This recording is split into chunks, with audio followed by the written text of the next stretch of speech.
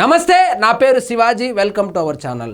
ఆంధ్రప్రదేశ్లో జరిగినటువంటి లిక్కర్ కుంభకోణం ఏదైతే ఉందో దానికి సంబంధించి A4 నిందితుడిగా ఉన్నటువంటి పెద్దిరెడ్డి మిథున్ రెడ్డికి ఏసీబీ కోర్టు ఆగస్టు 1వ తారీఖు వరకు రిమాండ్ విధించింది. ఇందులో భాగంగా ఆయన్ని ఆల్రెడీ రాజమండ్రి సెంట్రల్ జైలుకు కూడా తరలించినటువంటి విషయం మనకందరికీ తెలిసిందే. కానీ కోర్టులో పెద్దిరెడ్డి మిథున్ రెడ్డి గారికి సంబంధించినటువంటి న్యాయవాదులు ఎవరైతే ఉన్నారో వాళ్ళు కోరినటువంటి కోరికలు ఒకసారి చూద్దాం రండి. వాళ్ళు అంటారు, ఈయనకు ఆల్రెడీ వై కేటగిరీ సెక్యూరిటీ ఉంది. వై కేటగిరీ సెక్యూరిటీ అంటే దాదాపు 8 మంది గన్మ్యాన్లు ఉంటారు.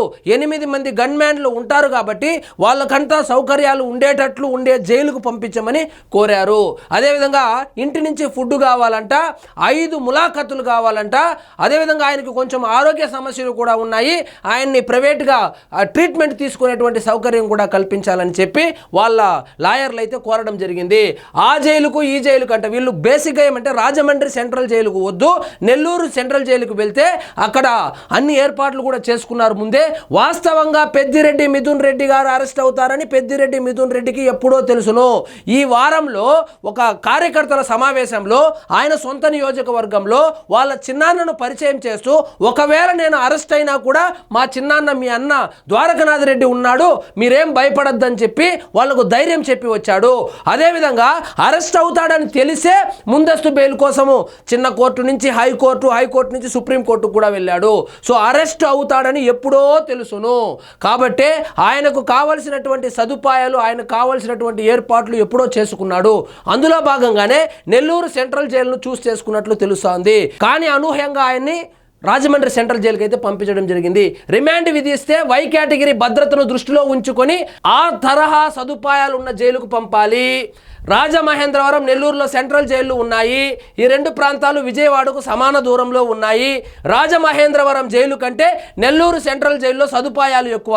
సదుపాయాల కోసమా వీళ్ళను జైల్లో వేసేది నాకైతే అర్థం కావడం లేదు. అదే ఒక సాధారణ ఖైదీని ఇదే విధంగా ట్రీట్ చేస్తారా? ఆయన ఒకవేళ 3 సార్లు ఎంపీగా గెలిచి ఉండవచ్చుగాక, ప్రోటెం స్పీకర్గా కూడా పనిచేసి ఉండుగాక, ఆయనకేమైనా 4 కొమ్ములు ఉన్నాయి. అదేవిధంగా సాధారణ ఖైదీకి కొమ్ములు లేకపోవడం వల్ల ఆ విధంగా ట్రీట్ చేస్తారా నాకైతే తెలియదు. కానీ ఆయనకు సదుపాయాలు ఉండే జైలు కావాలంట. జైలుకు పోరా నాయన అంటే, నాకు సదుపాయాలు ఉండే జైలు కావాలి, నాకు అక్కడ ఏసీ ఉండాలి, అక్కడ ఫ్యాన్ ఉండాలి, వేడి నీళ్లు రావాలి అంటే సమాజం ఎక్కడికి పోతుందో నాకైతే అర్థం కావడం లేదు. ఆ జైలుకు పంపే విషయాన్ని పరిశీలించాలంట. నెల్లూరు జైలుకి అయితే పంపించండి, అక్కడ మేము సదుపాయాలన్నీ చేసుకున్నామని కూడా అడగడం జరిగింది. మిథున్ 3 పిటిషన్లు వేశారు. మళ్ళా ఆ 3 పిటిషన్లు ఏముందంటే, ఎంపీ మిథున్ రెడ్డి తరపు న్యాయవాదులు కోర్టులో 3 పిటిషన్లు దాఖలు చేశారు. వారానికి 5 ములాఖతులు ఇవ్వాలని, ఇంటి నుంచి భోజనాన్ని అనుమతించాలని, వైద్యం చేసుకునేందుకు అనుమతి ఇవ్వాలని కోరారు. అయితే న్యాయాధికారి భాస్కర్ రావు వీటిపై విచారణను సోమవారానికి వాయిదా వేశారు. సో ఈ రోజుకి వాయిదా వేశారు. ఆల్రెడీ విచారణ కూడా జరుగుతోంది. ఇందులో ఏవేవి ఇస్తారో మనకు తెలియదు. 5 ములాఖతులు కావాలంట. ఇంకా నయము, నేను బయటే ఉంటాను, మా ఇంట్లోనే ఉంటాను, అక్కడే ఒక జైలు సెట్. అప్పట్లో వీళ్ళు తిరుమల సెట్ ఏ విధంగా, అసెంబ్లీ సెట్ ఏ విధంగా అక్కడ తాడేపల్లిలో వేసుకున్నారో అదే విధంగా ఒక సెట్ వేసి మా ఇంటికాడే పెట్టమని అడగలేదు. ఈయనకంటే వై కేటగిరీ సెక్యూరిటీ ఉందంట, ఈ సదుపాయాలంతా కావాలంట, ఈయనకు ఆరోగ్య సమస్యలు ఉన్నాయంట, ఈయన్ని ప్రైవేట్గా కూడా చూపించుకుంటాడంట, 5 సార్లు ములాఖత్ అయితే అవుతాడంట.